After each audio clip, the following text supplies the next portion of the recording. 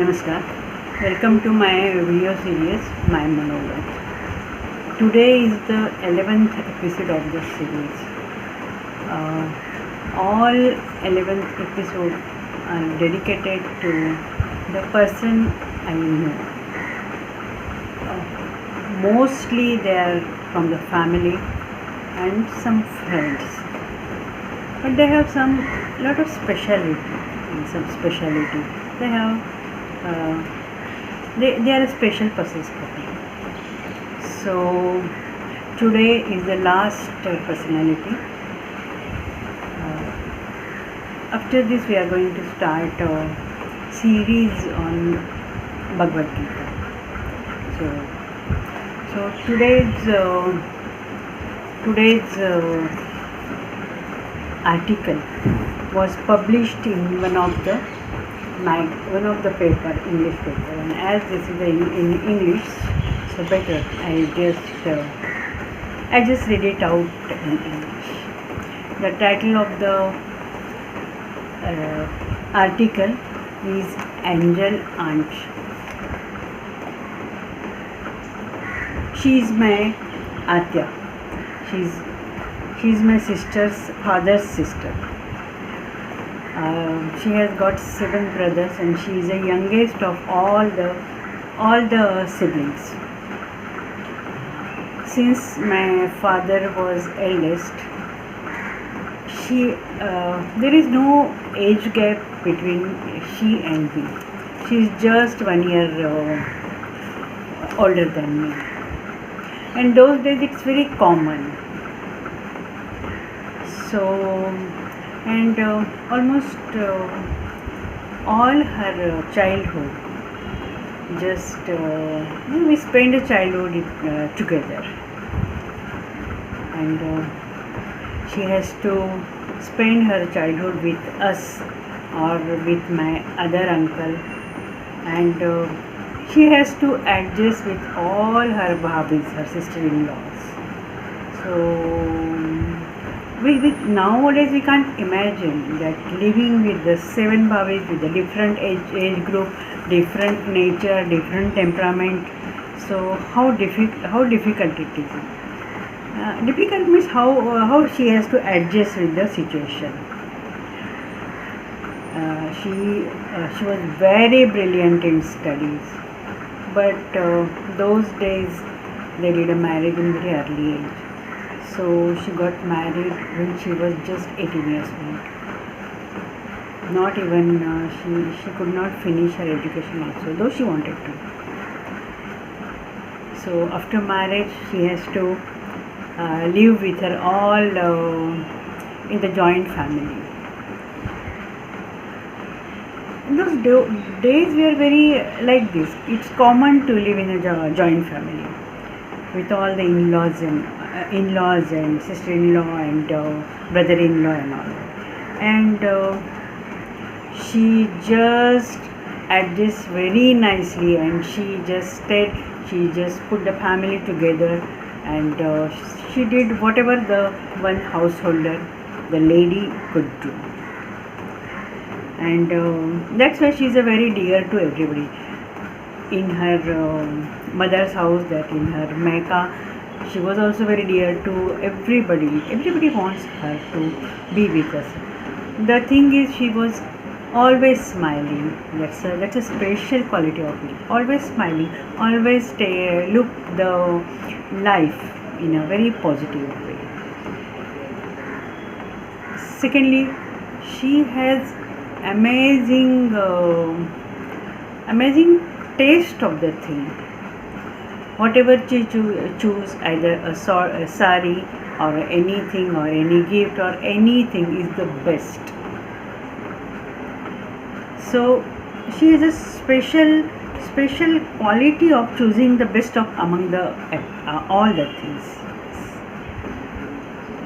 And she is a very good orator.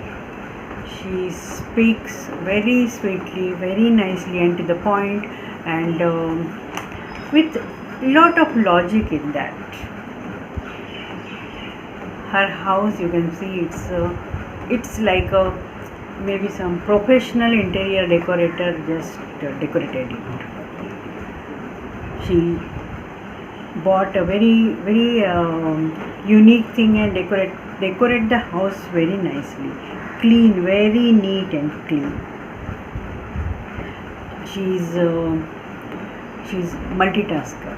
She can do many things, many tasks together. She can sing well. She can grasp any idea very quickly, very efficiently. And the main thing, she is a very good cook. She always cook a very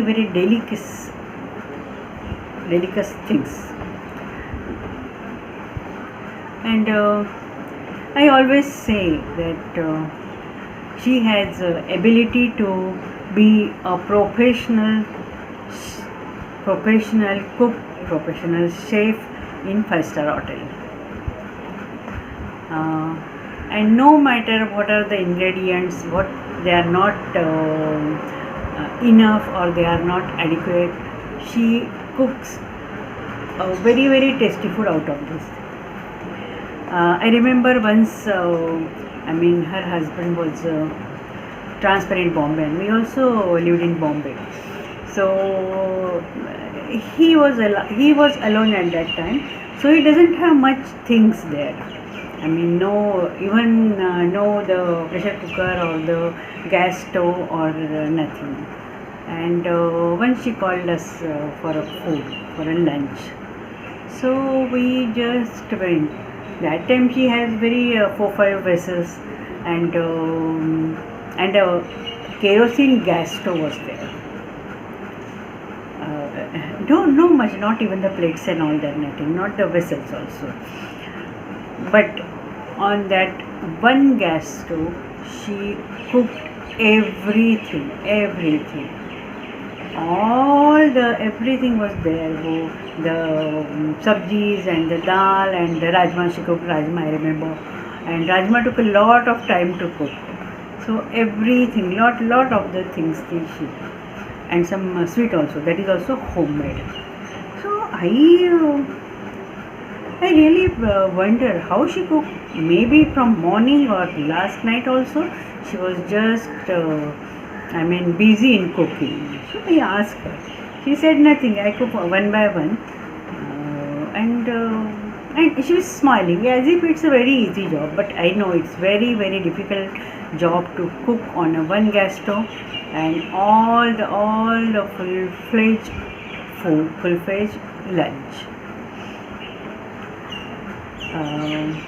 Many difficulties, many obstacles in the life, in her life. There are so many obstacles, but she faces them with the smiley face. She adjusts with lot of people. She had got a lot of guests, and but she used to very ease, without any tension, without any cribbing. She used to welcome them, serve them the food. They stayed there. She makes them comfortable. So she is very unique personality. She is a very now also she is very unique. For me, any problem or any difficulty, or I didn't know anything about the rituals and all that, I used to talk to her, doctor, and she gave me right advice, that is thing. And her husband, a wonderful person. He's very understanding, well-mannered, helpful, and also loving. And he is always besides her. He adjusts the thing whenever a lot of guests, so he adjusts. He never say no to her for anything. So I always say that God always keeps the balance, with both the balance, balanced. Yeah. I jokingly I always tells her husband, you are the Tulsi Patra of her life. As Bhagwan Sri Krishna, when his Tula was they were doing here his Tula, so everybody puts lot of ornaments and money and what not, but the Tula was not balanced, and and